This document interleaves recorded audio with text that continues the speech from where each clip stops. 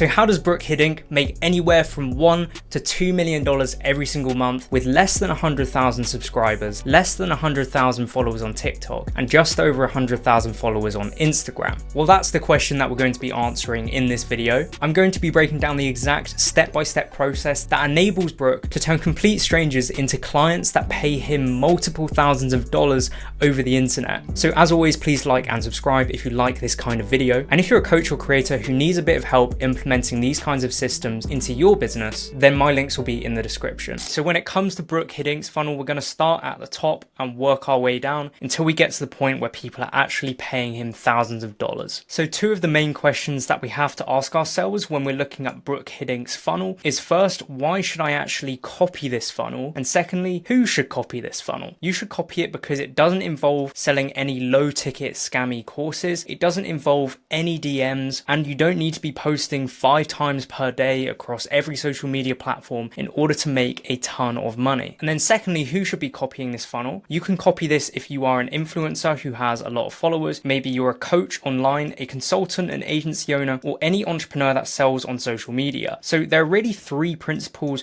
of success that you need to follow in order to make a winning funnel just like this one. So first, you need to be able to attract attention to the top of your funnel. Secondly, you need to be able to educate that audience about something that you teach or that you're good at. And then finally, you need to convert that interest into action, or in other words, sales. So the first part of the funnel is attract. So that's getting as many people as possible into that top of the funnel. And we do this with what we call the big 3. So the big 3 consists of YouTube, Instagram, and TikTok, and they are generally the start of what we call an educator funnel. So this is a type of funnel that's designed to educate people to the point where it's so easy to convert them that you barely even have to try. So what we'll do here to start off with is we'll look at his short form portion of the funnel, and then we'll dive into the long form. So Brook's audience is really spread across Instagram and TikTok, but one of these he clearly puts a lot more effort in than the other, and that is his Instagram, which has 144,000 followers, and you can see his bio has his position,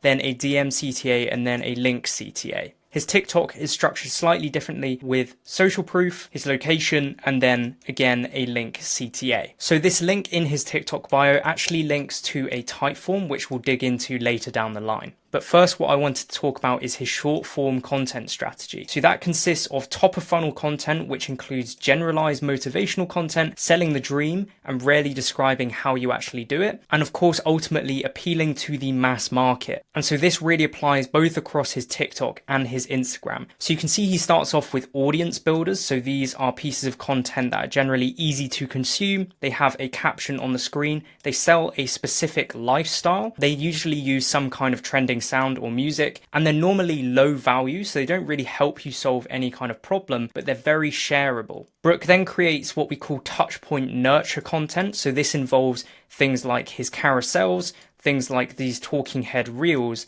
that try and provide a bit more context and a bit more value in them. They generally include simple language and analogies to help you understand more complex concepts, tell stories within these videos so that you know him, like him, and trust him, and they eventually get the audience to a point where they need to learn more about high-ticket dropshipping or high-ticket e-com. And then at the end of all of this touchpoint content, he will always include a keyword CTA. So this means asking you to comment a word or DM him a word. Now, the reason that Brook is so much more focused on Instagram versus something like TikTok is because you can use stories. So stories are a really effective mechanism for nurturing people, building more trust, and eventually selling. So to break down his story strategy, he starts off with a value post, then he overcomes an objection or a fear in his second post, then shows off his proof so you can see the people getting wins in his high ticket program. He then questions the viewer's position, so ultimately asking, why haven't you guys started yet? And he finishes the sequence by positioning his offer as the solution to your struggles, and of course making that call to action with the DM keyword. So one thing that I personally noticed that he's missing is story highlights, and I do think that's strange because you can effectively use story highlights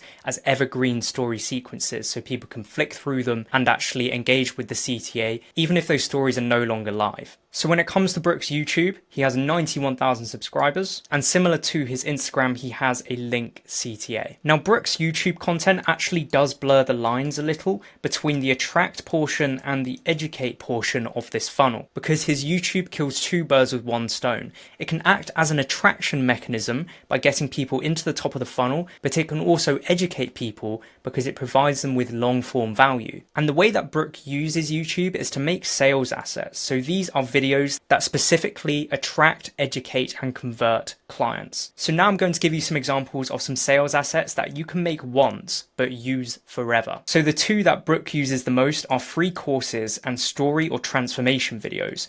So you can see his free courses here tend to do extremely well view-wise, and the reason that they work is because they are known to consistently outperform other videos. They are best executed as a long video, which means that even if it does not excel in views, it excels in educating. And we know from this funnel that educating people is the key to making them convert easily. So then when it comes to his story videos or his transformation videos, they also do well in the algorithm. But what's so key about these kinds of sales assets is they make others believe that they can do the same as you. It also builds a parasocial relationship. So the mechanism is basically the system that you're selling. So in Brook's case, that's high ticket ecom or high ticket dropshipping. And then of course, people are either going to engage directly with the link in the description, or they might engage with something that we call lead magnets. So lead magnets are basically small pieces of value that you give away for free in exchange for someone's email address. And you can see a few examples that I've highlighted here. So there's one key concept that you have to understand if you want to know why sales assets are so important and how you can properly make them. So ultimately, to get anyone to become a client who's actually bought into you as the personal brand and the thing that you're selling, so the mechanism,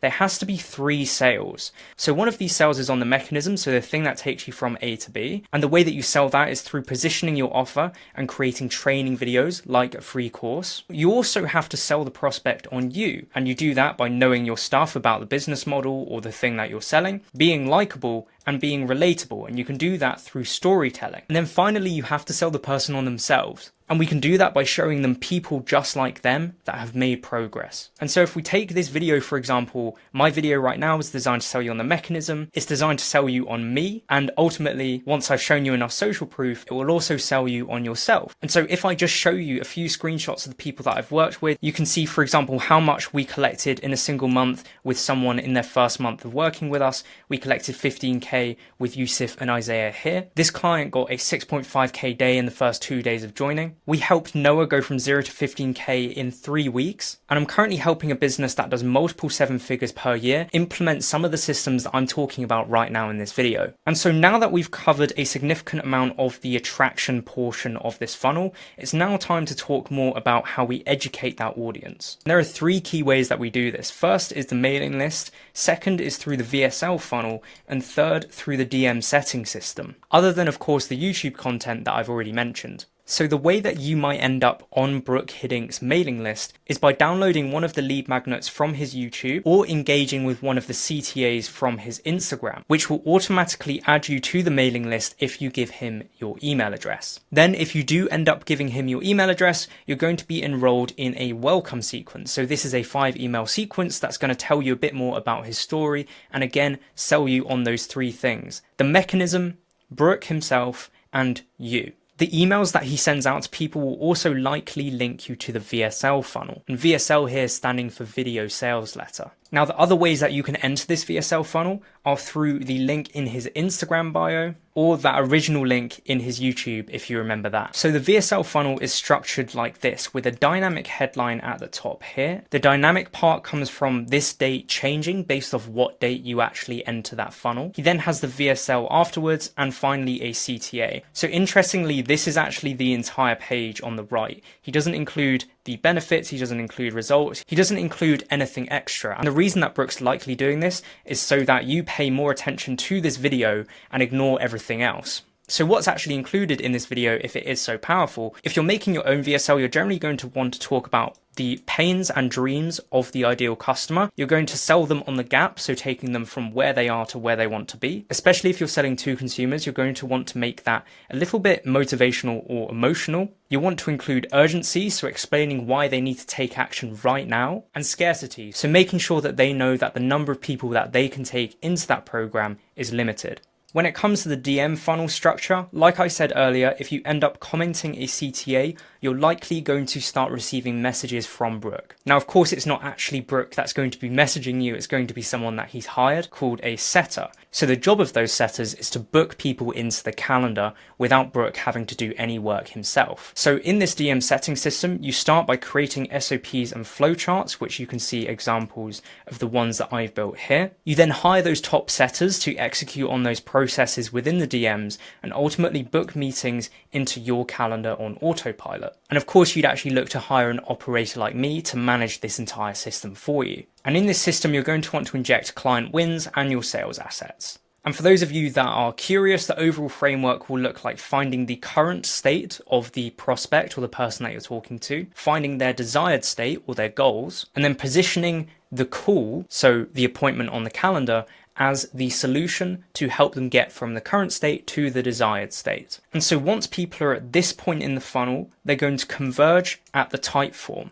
And this is the same type form that we found up here with Brook's TikTok. So the job of this type form is to ask multiple questions in order to qualify the prospect. So what that means is basically checking to make sure that the person is a good fit and has enough money to invest in Brook's program. If someone is unqualified, so they're not a good fit, then conditional logic will direct them to fill in their details and ultimately join his mailing list, where they may be exposed to downsells. So a downsell is something that costs less than the main offer. Now, if they're qualified, so they actually fit the criteria to be a potential customer, then they'll be shown this calendar where they can book in themselves rather than, for example, a setter booking them in instead. And again, these questions are here to make sure that the person turning up to the call is qualified. Once that call is booked, those people will enter the CRM or the client relationship manager. They'll be enrolled in what we call pre-call flows. So these are basically sequences of emails and SMS that get sent to those people to make sure that they are properly educated about the offer and that they actually show up to that call. And of course, you're going to want to inject your sales assets into here as well. Then those people actually end up on a sales call with what we call a closer. So the closer is essentially a salesperson that's going to identify where their biggest pain points are, whether they think the program can actually help them,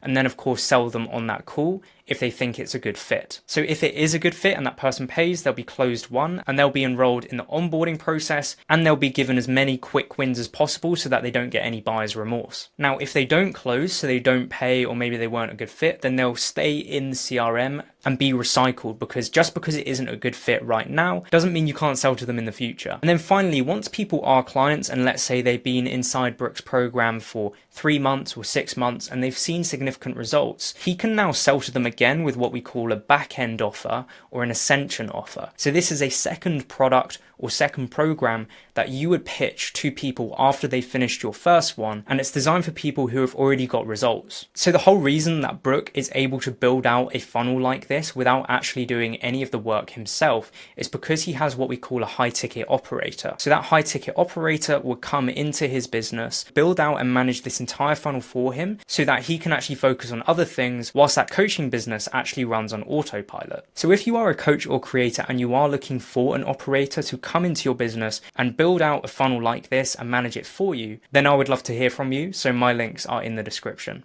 Thank you very much for watching, and I'll see you in the next one.